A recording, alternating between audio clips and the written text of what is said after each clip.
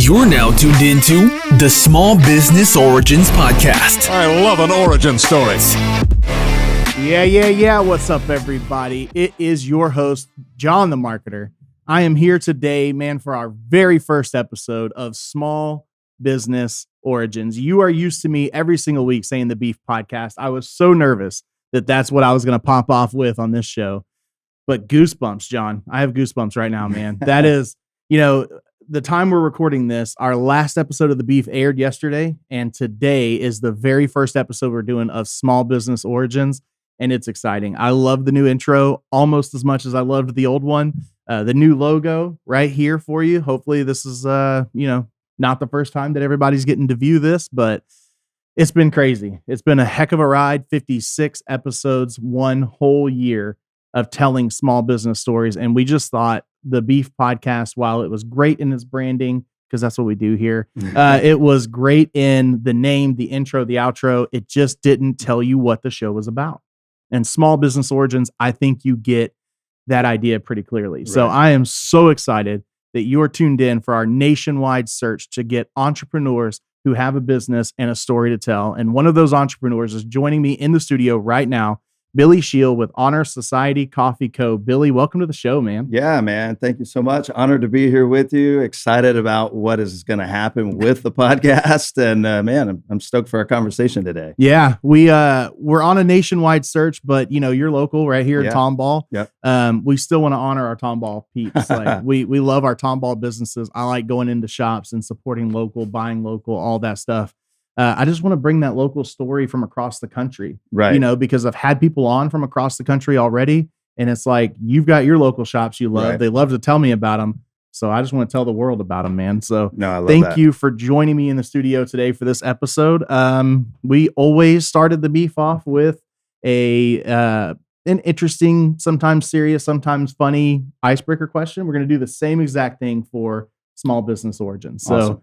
Today, I have an extremely serious question. Would you rather speak all languages or be able to talk to animals?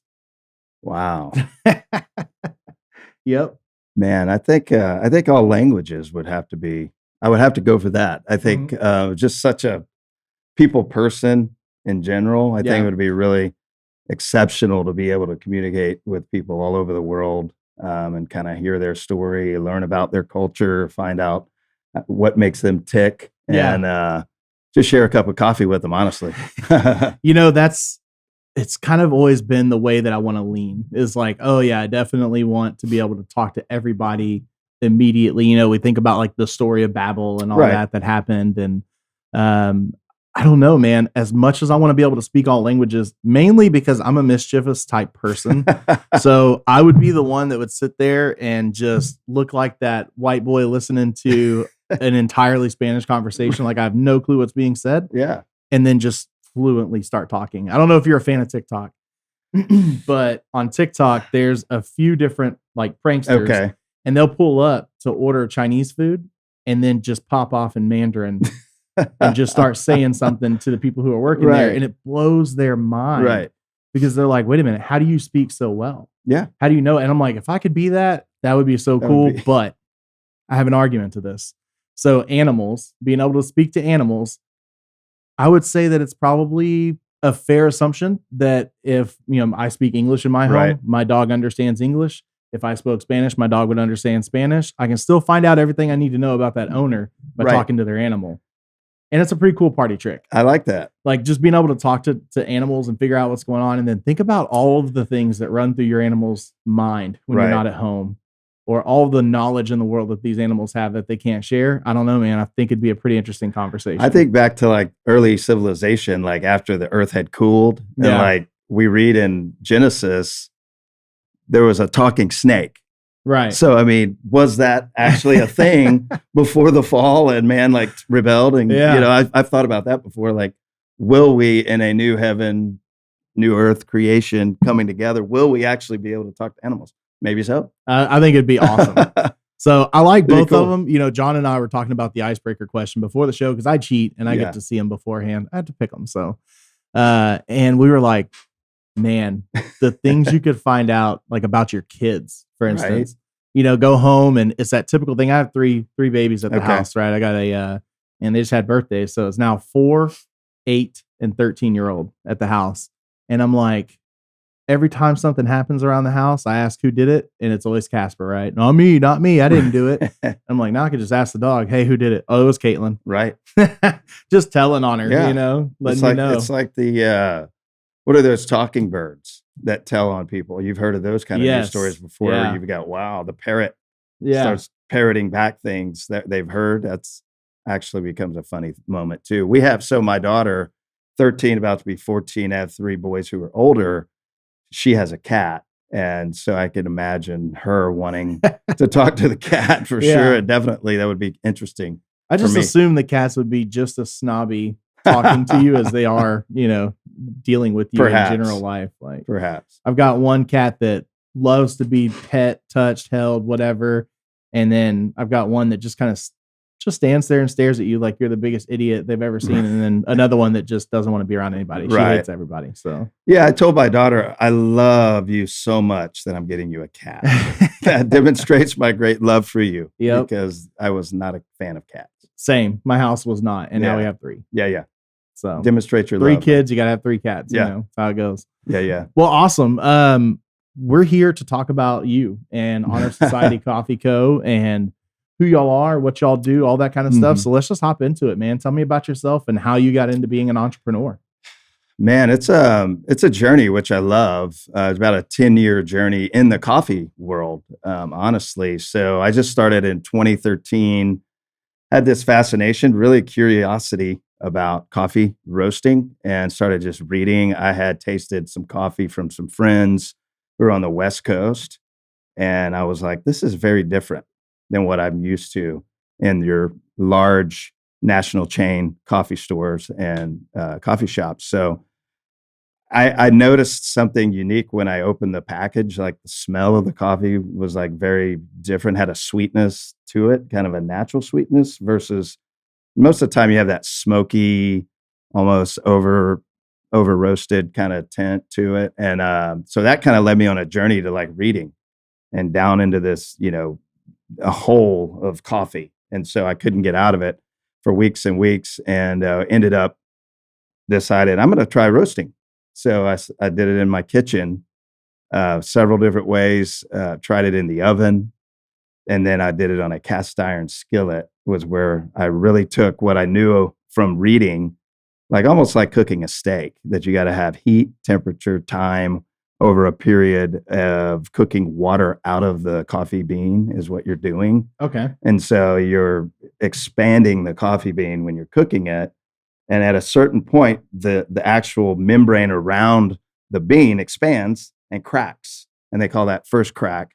Well, then you keep cooking it, it gets to second crack. And for me, anything beyond second crack is just not drinkable. So that's kind of a way of knowing when to stop, how much heat to apply, all that. I just learned that over time by cooking on my cast iron skillet and reading, and realized, wow, that you can really roast tasty coffee. So I took this first little batch to my parents. They had a wedding anniversary that we were hosting, surprise kind of party. And I had it set up as a dessert piece with whatever we were serving dessert wise. And people were like, who's made this coffee? Where's this coffee? It was resonating with people. And I was like, oh, I roasted it like yesterday, it's just here. And then my buddy was like, bro, you need to try taking that to the farmer's market and kind of see what would happen with a larger audience. So we tried to get in here Tomball. That didn't work out right away. They already had some stuff going on. So we went to the Woodlands, and man, we loaded up early, drove out there, set up, and honestly, we just sold tons of bags of coffee that day. And it just captivated me. Like, I was like, man, I'm not the sharpest knife in the drawer, but I can run numbers. I was like, you could actually do this and really exponentially expand by doing multiple farmers markets. And so that's really where this idea first originated. For what I started back then was Righteous Brothers Coffee. And that continued on for several years. And then like 2016, I got out of that business to pursue another calling in life, to pastoral ministry.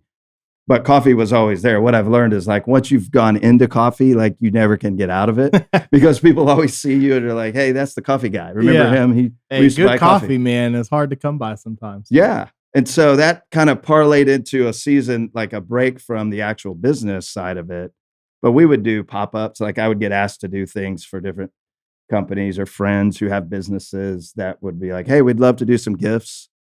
And I still had some, connections with people who were in that business. So while I didn't have all my equipment per se, I could go and say, hey, I need help with coffee. I want it roasted like this. I'd like this particular origin of bean. Can you guys help me with that? And we're going to package it and give it away to, companies and individuals. And so that continued to happen up until 2020, which was a dumpster fire of a year, right? I think we can all agree on that. Yeah. I mean, it was crazy. So I was sitting at home for like everyone else, just kind of on lockdown and thinking through a lot of different things. Well, I'm there with my teenage boys at the time who were 18, 16, 15, and my daughter. But really, I was thinking through like, what can I create that would help my boys kind of get an understanding of small business and entrepreneurship, and like maybe they find like that taste for it, that they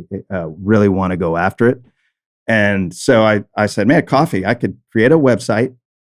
We can drop ship coffee all over the world, and the boys can handle all of that on the backside of it. I can get a website set up with a brand that would be good and received really well. And that's one of the things that I enjoy is like merchandising and branding. Oh yeah. And I love that, the power of that and telling a story through it. Yep. And so I wanted my boys to work on the backside of it. If I could help create the front side door that opened people to it. And that's what happened. So we started working on that in like October of 2020 and came up with Honor Society. Now, Honor Society comes from this idea that I saw in Romans chapter 12, verse 10 that I was reading. And it says, honor others above yourselves. Yep. And I was watching the world around me going, nobody knows how to do this. Nope. We don't do this very well. I find it hard to do it in my natural ability as well. Just because I'm bent on myself, I turn in everything towards me. And so I said, man, what if we could create something through the small little thing of coffee that could give people a taste of what Paul was writing about in Romans, like honoring others? What if we did that through the vehicle of coffee? And then they experienced it when they tasted the coffee. They were like, wow, this is really good. And made them think like, whoever did this is doing something special. And we really like that. So for me, it's telling the story of the farmer who really does all the magic with the coffee. The work. Right? Yeah. And then we try not to screw it up when we get it and roast it, you know? And so I'm trying to help people tell that story, experience that story, and then brought my boys into it. And that kind of took off in the end of 2020, early 2021. And all behind this was this love for our community where I grew up here in Tomball. I moved around for a number of years, but really kind of felt this vortex pulling me back here, and have just, come to know like this is where we're supposed to be for this season. And man, we wanted to create a space where people could experience this, where there was a culture of honoring others, culture of honoring the craft of roasting, as well as preparing and making great drinks, and then creating creative opportunities for people to get together, hang out in community and experience these things all together. And so we started looking. I'd been thinking through a coffee shop for like 4 years, honestly. And I have a friend, Matt, who we both have been desiring that. And now we're partnering together in the coffee shop side of this business. So I said, hey, we're going to find a spot. Let's just be looking. And it took us, 9-10 months. And this space came open. It was like the third space that we had checked out. Yeah. But when we saw this space right here on Houston Street, we knew this was prime because we're located right by our friends and neighbors, Tejas Chocolate and Barbecue, Gray's right there. We got Callie's Kitchen. We've got the Wild Yoga. And then Gina's is right there on that street. And we were like, this is a neighborhood that we feel really, really comfortable with. Absolutely. We love the trees. We love what the developers, the Hudson Group, have done with the street. And so, man, it just kind of everything fell into place. Like we had been trying to do something for 4.5 years. Right. And then in a matter of 10 to 11 weeks, it was ready to go. And so when I say all that to say when the timing is right, you can't stop something, Yep. but when it isn't, you can't force something. Or if you do, it's going to go really, really bad. 100%. And so I learned that, along the way. But Matt and I have this passion to really create a space for our community to just have a respite and create and experience. Coffee is just a tool, but what happens around coffee is all the other elements of community and creativity, and then things that come out of it, friendships, and just feeling a part of the family. Really, as you create this family within the family of the coffee shop. So it's been great. Yeah, and another big thing too about that, just kind of tying all that together, is service. And that's one big thing that, whether it was leadership or when I was a kid in youth group or anything else, one thing that was always pushed was service, to serve others. And who's happier than when they're getting served a nice cup of coffee, first of all? And then just it kind of ties together with y'all's mission of, we're here to honor people and serve people. Right. And, having that shop, that storefront is something you can do better than just selling coffee online or at farmers markets or anything else. It's really cool. So that's what you did full time. You were a pastor? Yeah, I still am a pastor full time. Okay. Yep. Full-time pastor, church called Church Project. And we are a church of house churches. So we have house churches scattered all throughout the community. We all gather together on Sunday under one roof to worship, to hear teaching, to receive the communion, and to encourage and be a part of serving in the community. But we scatter all throughout the community in like 68, 70 something house churches. So it's a large number of people involved in it. And so I'm kind of overseeing Tom Ball's house churches and developing and multiplying more house churches and just caring for people. So coffee really is like extension of caring for people for me, and it's pastoring people through a coffee shop. So when I'm not 5 days a week serving, with the church, I'm 2 days a week hanging out, meeting, talking with people at the coffee shop and kind of overseeing culture. Because as I tell people, like, when you start something, no one cares about it as much as you do. Right. And so whatever you want to replicate, you need to make sure you set in the culture from the beginning. So hard. Yeah, because you're right. It's like, just like you said, it doesn't matter, working at Beefy Marketing. I love Beefy Marketing, love this place. It'll never be, it's not my company per se. It's Andrew's company, so as much as he cares for it, all of us, even if we care for it almost as much as him, we can't. Right. We can't fully. At some point, there's going to be a moment for me where I say, okay, I've done everything I can do. I'm stepping away and going home now to be with my kids. Right. Whereas with him, it's easier for him to say, if I don't stay up and stay here all night and get this done, then my company isn't going to do what I want it to do. And for me, no matter how much I am loyal to this place, it's like, well, it is a job. So it's not, mine per se. Right. I take ownership in everything I do. Sure. But still, at that point in time, it's like, hey, nobody's going to care for it as much as you do. No. And passion, like when you're looking for people on your team, like you want to find people who have a passion for that and who also have a creative work ethic, and they really want to be a part and work together in that way. And I've just learned that over the years, but I'll never work as hard for anyone else as I will for my own company. Yeah. Right. It's just it's just the way we're like wired. I said, I stay up till I've sent emails at midnight. I mean, you and I have emailed at 10 o'clock at night before. And that's just sometimes what you have to do. It is what it is.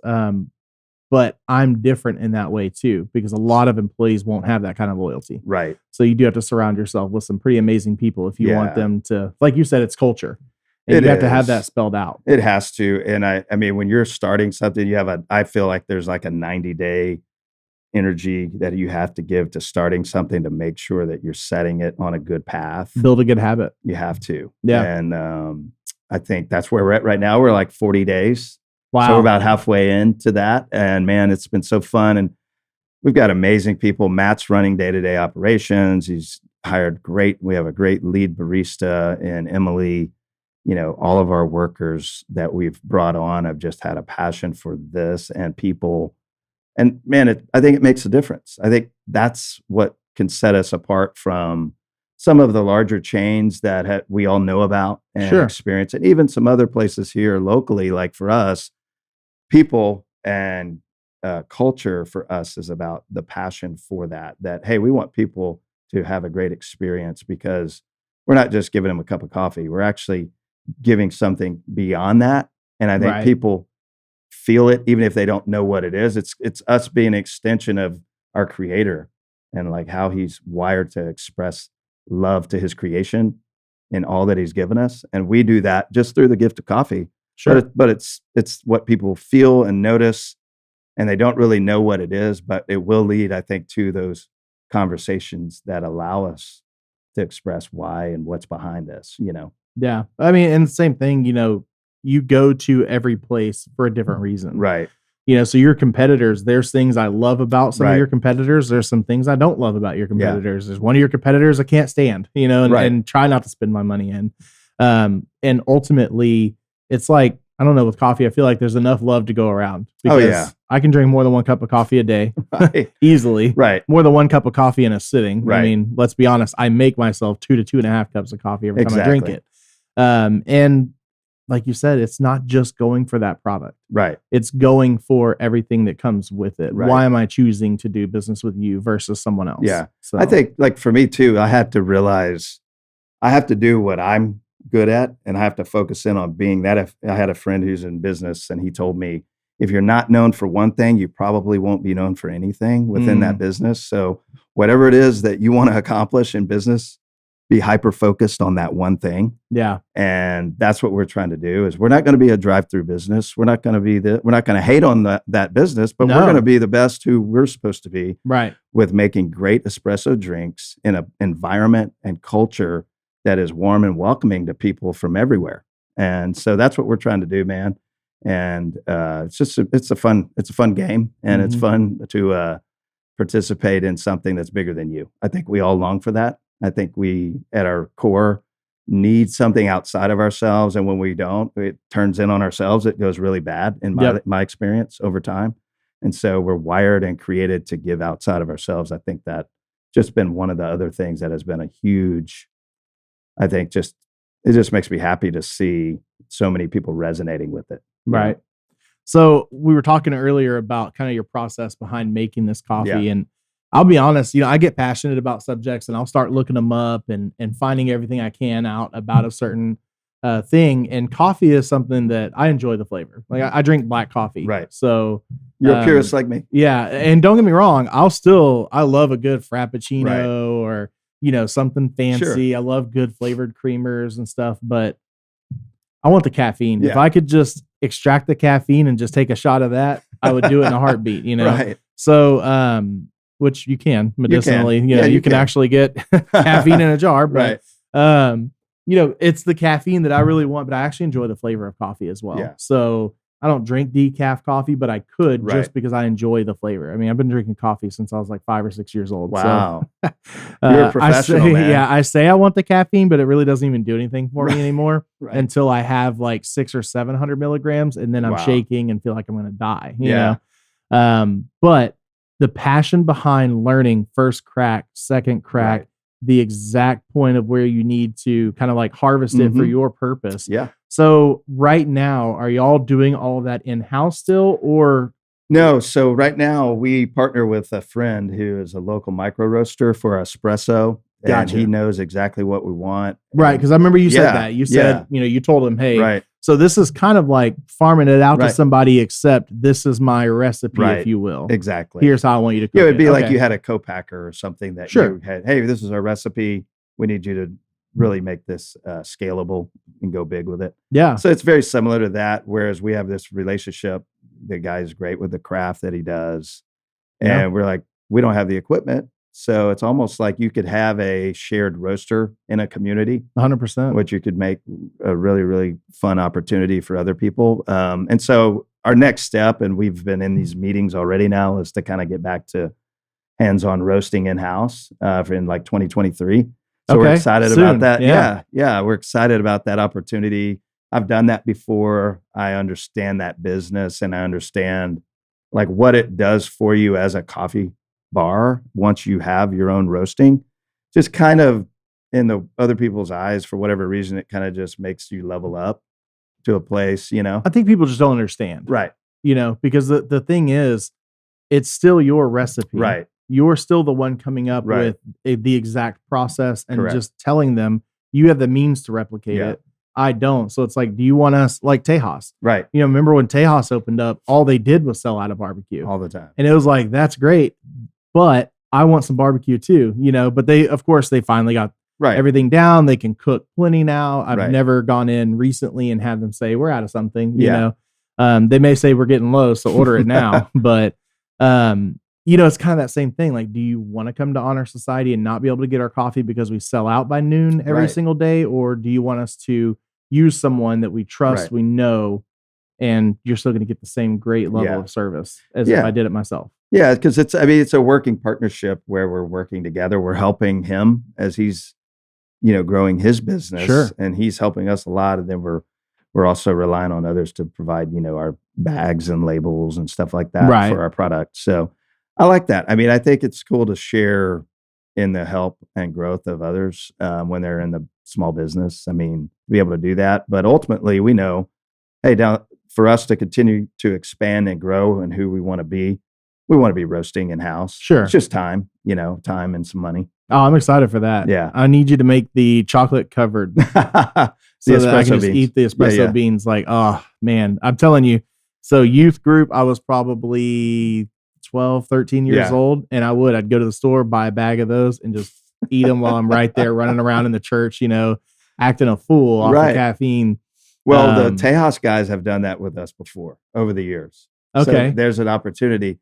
The challenge with that, because their chocolate's amazing. Oh, it's insane. Yeah. And the challenge with that is keeping it cost effective, just because the equipment you got to have to actually make those really, really well. If you make them by hand, it's super expensive, obviously, because you got to have somebody doing that. But yeah, that's a fun product, and we've done it, but it's just pricey. Yeah, I think you know, another local favorite, someone we've had on the show, Goat Man.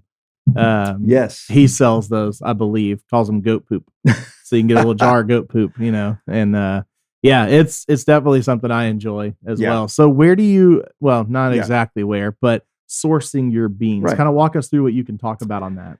Yeah. So we could source from every major growing region around the world. Houston's amazing because we have such a large port. We have everything. You can go down South Houston at the port and there's a warehouse of just lines and lines of coffee bags. Wow. And that's amazing. But Tomball is even more amazing because we have local sourcers here in Copan who've been doing it for 25 years. Yep. And they source great coffee. We can get it from pretty much every growing region that we want to source from. And then we partner with Jiva as well. And they're a Houston-based family company who've been around for about 30 years in specialty coffee. And they're down kind of past Willowbrook on 249. So we have a lot of good access to great coffee. And that's where we start, is like you go in, you source the coffee that you cup and like. So cupping is basically a wine tasting for coffee. Nice. You know, and you're tasting and swishing and spitting and going to the next coffee and getting the flavor nuance. So I like to take that wine, if you're into wine or you know anything about wine, and kind of mirror that with coffee, because a lot of the same flavor nuance, process of growing, process of harvesting, all that is very, very similar. And then the flavor profiles are affected in the same way that coffee and wine have the very similar effect on the growing region, the sun, the shade, mountainous, valley grown, all these type things affect that you the flavor. Never think about. Yeah. Yeah. And so when people come in and they're like, I don't know what I like. Well, do you like Merlot? Do you like Cabernet? Do you like Pinot Noir?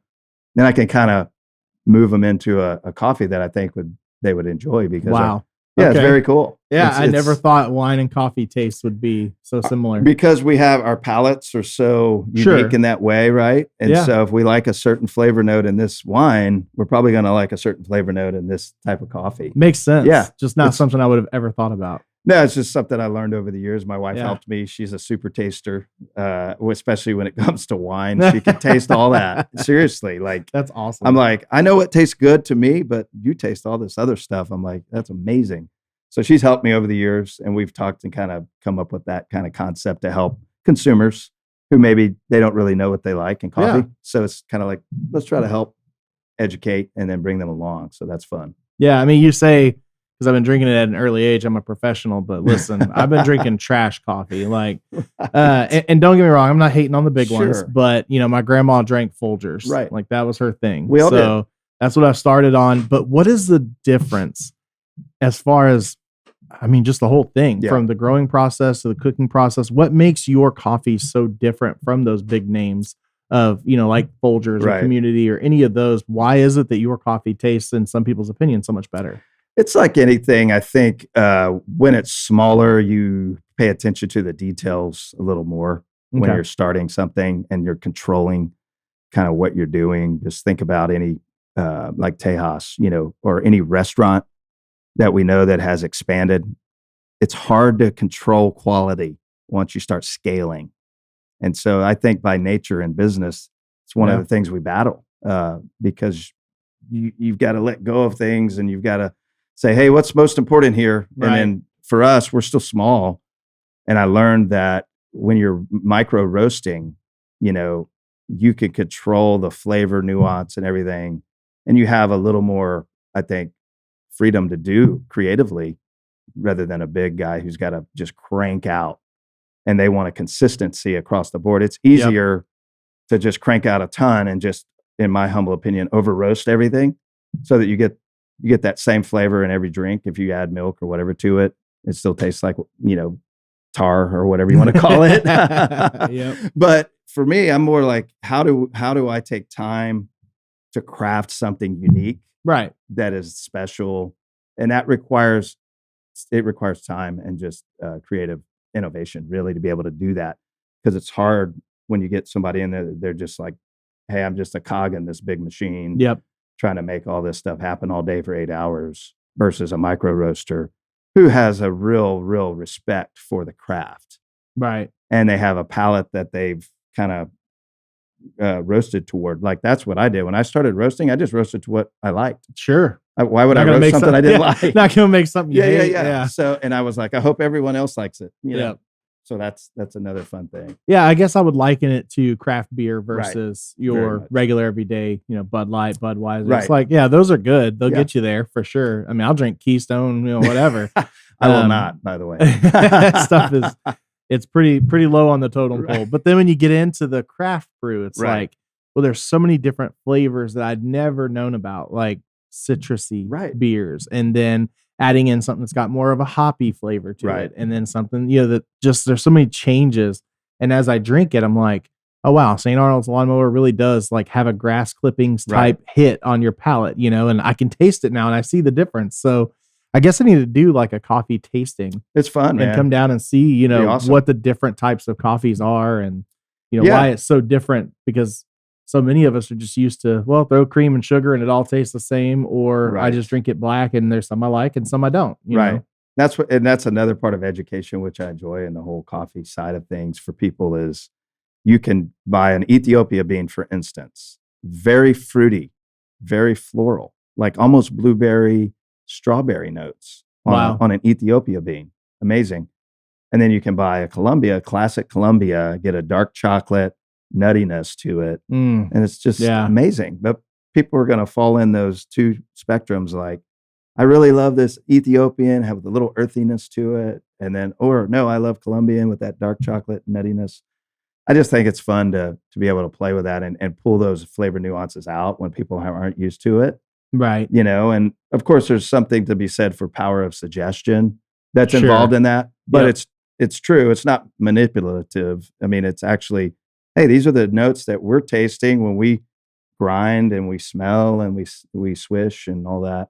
It's kind of, it's a fun process. And I think over time you just kind of land in a place where you like a certain flavor and you go for it. And that's what I've done. Like Guatemala for me is like, I just love Guatemala. I get a little bit of citrus, a lot of caramel, and a little bit of nuttiness. And man, for me, that's home. Yeah. Yeah. I mean, for me, my expertise is the different major manufacturers. And then, of course, the different local shops that I've been to. But honestly, it's just when we cruise and we go to like Belize, I like to get a bag of coffee there, or we'll just wherever we're at. I like to grab a bag of coffee, and the only thing I can tell you different about it is I can smell it before I even get to the There you bag, go. and it's flavor sealed. Right. So I'm like, this is some really good stuff. Like I can Right. smell it all the way through the bag. Whereas, with the big guys, it's like, well, it tastes like coffee. Right. Yeah. Freshness matters too. Like the time that the coffee from the time that it's roasted, and then it has to off gas where there's still like this process that's happening over 2 to 3 days. Gotcha. And then, while it doesn't go technically bad on the shelf or whatever, but when you see something that's been there for 6 months, Not as fresh. yeah. Right. You're going to taste the lack of freshness. Gotcha. But will it taste like coffee? Yeah, but will it taste as good? No way. And it's like anything. Why would we want something that's not fresh? Why would we want to just keep it and then never enjoy it while it's the fresh? Right. Other than wine. I mean, wine gets better over time. Yeah. A little different. but fermentation, all those things. But coffee or any other type of like food based item, you want to enjoy that fresh. Right. So is this something that's going to kind of change in 2023 when you start roasting your own stuff, or can I buy just the beans from you right now? You can buy right now. Okay. Because we're still able to provide that. Right. I mean, you're still using it. Yeah. So, we have it there in the shop. Again, I can't stress this enough. I get it. It's your recipe. Right. It may be the same bean. Right. But I'm assuming that if, another competitor took that same bean you sourced and made it the way they wanted to, it's still going to taste different than the way y'all make it. That's right. So yeah, we just have a recipe for these origins that go in our espresso, and it's this. We want it roasted this way. Yeah. I never thought, like, for me, I guess with coffee, I just always thought it was the growing process that made the flavor. I never realized how different how you roast it can change everything. Yeah, I never thought about that.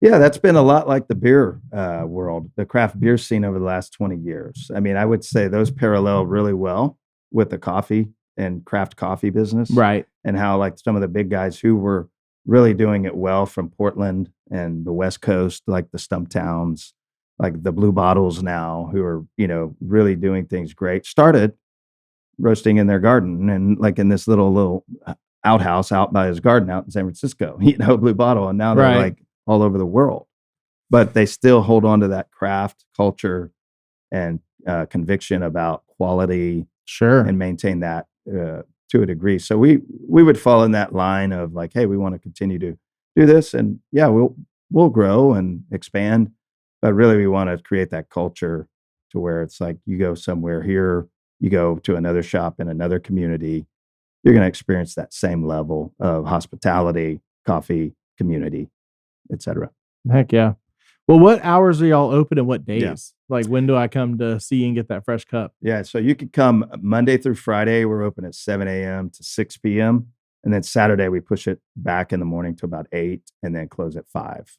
Okay. So, and we're still getting our head around these hours, but could change. But right now, it's going well. Yeah, that's all that matters. Yeah. So obviously, I can get the coffee beans and use those at home, or I can come in and get, I'm sure, just a regular cup of Joe.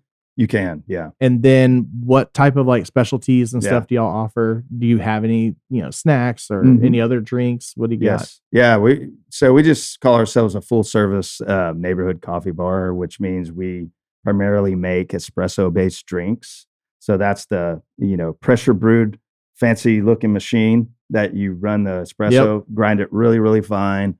Pressure, steam comes through and produces a crema, which is this really fantastic tasting, kind of dark brownish, reddish looking liquid. And that's what makes the base of any latte, flat white, cortado. We have a drink that we call Gibraltar, which is kind of my favorite. It's in a Libby Co. Gibraltar glass, which is less than a cortado size. So you basically put a double shot espresso in there and then adds a layer of steamed milk, which ends up being a little bit less than a cortado. So over time, I learned like these drinks are just, words in Latin that mean, like, cortado means cut of milk.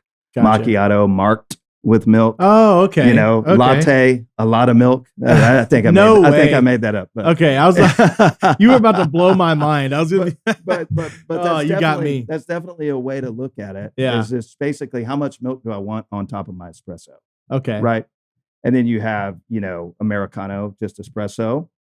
with hot water. And that's actually the origin story of that is really, really cool. The GIs coming out of the war went over to Italy. And Italy, you go and it's just a double shot espresso, un cafe. That's all they give you. This little tiny, looks like a little doll coffee cup. Yeah. It's called a Dimitas. They give you that. And the Americans were like, this is too bitter. Can you throw some water in there? And they're like, the Americano. So it's actually like a smug kind of thing towards Americans. Yeah. Where we were like, we can't handle the good stuff. We need to water it down. So those are fun things you learn over time in this industry. But Americano is great because you get a rich flavor of espresso, not so bitter. You add some water into it, a warm drink. And then what I really think is cool and what happened like when I first started in coffee 2013 was we got in and started making this thing called nitro cold brew. Yep. And it's essentially taking nitrogen and delivering the cold brew coffee through a nitrogen infused system, almost like Guinness beer. So you get this creamy cascading effect on the coffee. And because it's cold brew is brewed at kind of room temperature, it really draws out the deeper chocolate notes and flavors that come versus hot brewing brings a little more acidity into it. So standard like cold brewing locks in just a really nice flavor profile to put over ice and all that. But when you add the nitrogen to it, you get this creamy mouthfeel. It's just a beautiful presentation too when you see it. Right. You see the cascading. And so we have this thing called draft latte, and it's nitrogen infused cold brew on a tap. It's a cool presentation. And then you throw in whatever kind of milk or alternative milk in that.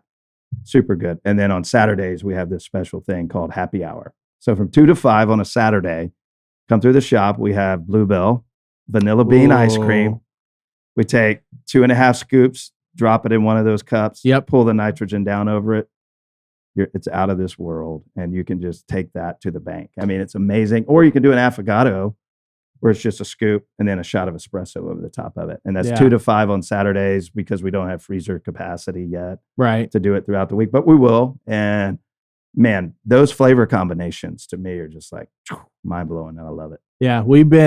So I work full time in the fire service and I've been in the fire service for a long time. And that was something that we had a firefighter that would do that randomly. He would just take his cup of coffee and we didn't have milk or a creamer or anything at the station one day. And so I was like, well, we have vanilla ice cream in the freezer as a joke. Right. And he was like, okay, scoop. And he was like, actually, it's pretty good. It is.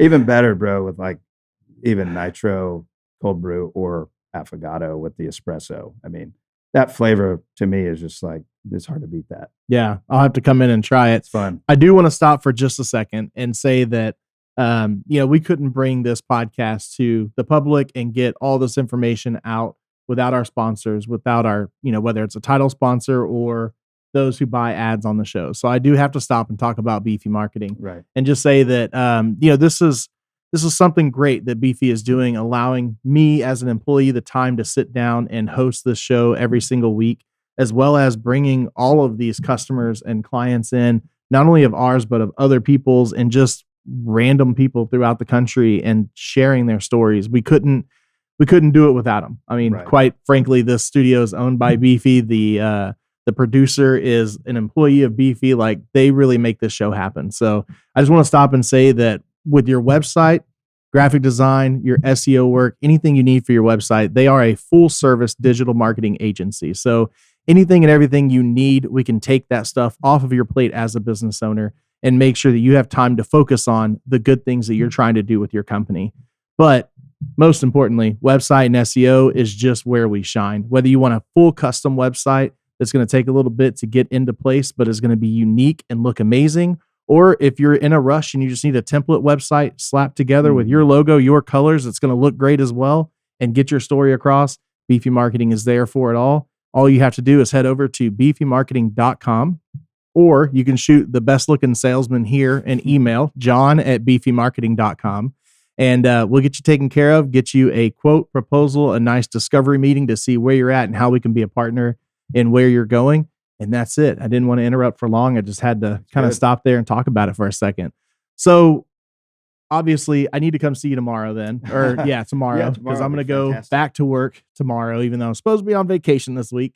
I cut it short, and I'm just gonna head in, get those hours, So I Yeah. have to bring the crew by That'd be because fun. we like ice cream for sure. Bro, like at the close last Saturday, we had there was a festival happening down the street at the church in the church parking Yeah, lot. I saw. I Yeah. guess Matt, your Yeah, business partner. okay, I saw him there cool, and met him. I cool. saw the Honor Society, and I was like, "Hey, are you Billy?" And he was like, "No, I'm Matt." And I was like, "Okay, Okay, cool." I was like, "I've been yeah. talking to Billy." He's like, Yeah, "Awesome." yeah. And we had like 15 or so high school footballers and their families rolled in at like right at 5:05. Oh, of course. And I was like, we were cleaning our machine, right? And so I'm like, we have ice cream and cold brew. And Hey. I think actually they won on that deal because they got all the nitro floats and we were able to get rid of all the ice cream that we had. And Yeah, it was amazing. it's a win for you. Yeah. So 5:05 every day. No, I'm kidding. No, but 2 to 5 on Saturdays, man. Yeah. Happy hour's fun. Man, that's amazing. Yeah, I definitely an ice cream fan, definitely Yeah. a coffee fan. So if you've got something that'll combine those two, I'm gonna have to come see you Right. tomorrow. for Yeah, sure. yeah. And we have back to the baked items. So we have pastries from Manna. Who's Okay. just moved from down off 249. They've moved right into Old Town off Commerce. Amazing. Like they're gluten-free blueberry scone. I don't understand how they do it, but I just eat it. It Yeah. tastes amazing. I can't believe it's gluten-free. And then they have a lemon, vegan, gluten-free, like muffin that's lemon poppy seed. Great as well. those And then lemon all the poppy other, seeds. yeah, Yeah. it's incredible. And then we've got cinnamon rolls. We've got other things that are savory, like kolaches with jalapeno and cheddar, and then some other things like the almond croissants and bear claws. But they provide things on the regular for us, and they've just been moving right down the street, so I can like ride my bike over there from the shop if I want to now Right. and pick up stuff. But they're great. And then we also have some things like sparkling water, St. Arnold root beer, some other products for kids, chocolate milk, orange juice, some things that if you're not a coffee drinker, you can Right. come hang out, Yeah. grab a little soda, grab sparkling water, chill out, enjoy the back porch where that amazing tree is, Mm-hmm. which really to me is like that's my secret spot. Little happy place. Yeah, I get there early, me and Jesus, coffee. I just sit and stare and like, you can't buy those. No. Those are God can do those. I Right. can't, just enjoy that. And then many times we're going to be doing music off that backstage. So we've got one Saturday night Oh, okay. coming up with a young man out of A&M, graduate, Keller Cox, kind of this up and coming Texas country artist. We're excited. Is to this have him. tomorray Saturday? This or? tomorrow Saturday. Okay, yeah. so at the that's time gonna we're be recording this, they'll listen, and this This just will have happened. happened. You Yeah. missed it already, but upcoming events. Yes. So we'll have another one coming up Yeah. December on the 11th. So we're going to try to do at least one a month. okay. And so far we had a couple of great acoustic type singer songwriter Nashville guys that did really fun stuff. So it becomes this another opportunity for community Yep. to come together and enjoy the beautiful tree while the weather's great. Oh, yeah. We have our friends at Gray's helping us out. They're offering beer and wine right there at their place. So it's a real fun thing. And so on Christmas, we're going to do show coming up with Robbie C.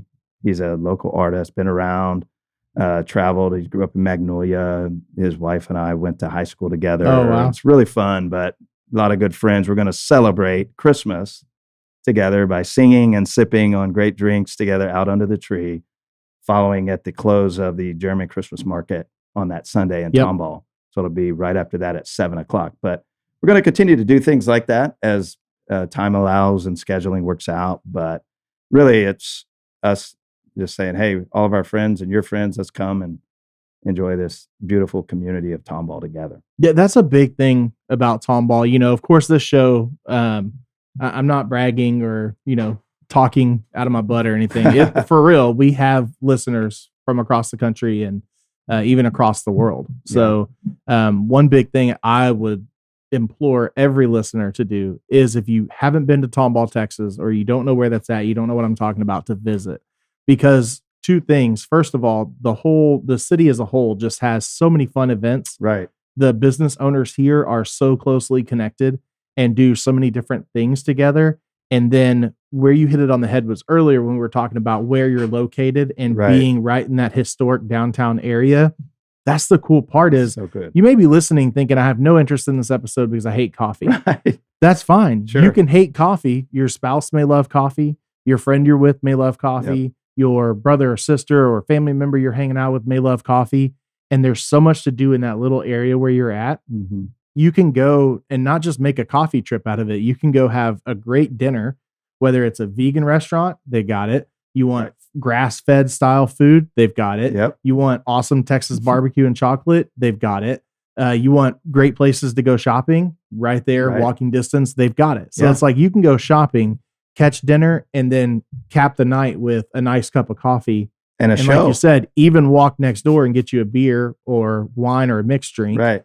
I mean, Gray's does some amazing things with infusions and stuff like that. Like, there's so much to do here that if you're not coming to try it out, if anything, not just for Honor Society Coffee Co., but any other thing that's around there, there's so much to do. You won't be bored. Yeah. And there's a growing community of Airbnbs where people are wanting that for a respite getaway. Yeah. And we have friends who are doing that, and one of my brothers is doing it, but they let us go stay in one of their Airbnbs one night during the middle of the week.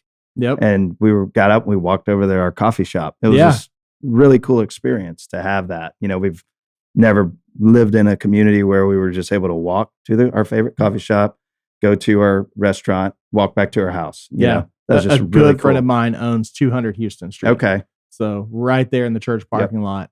And for about 6.5 months, my family and I lived there renting from her and her husband because we were building a house. Right. You know, we were moving out. We sold our house to afford to build the new house and capture that profit. And we needed somewhere to stay. So we were renting that property. And I was like, if you ever think about selling this house, I want to be the first person you call. Well, I'm going to repeat that plan, honestly.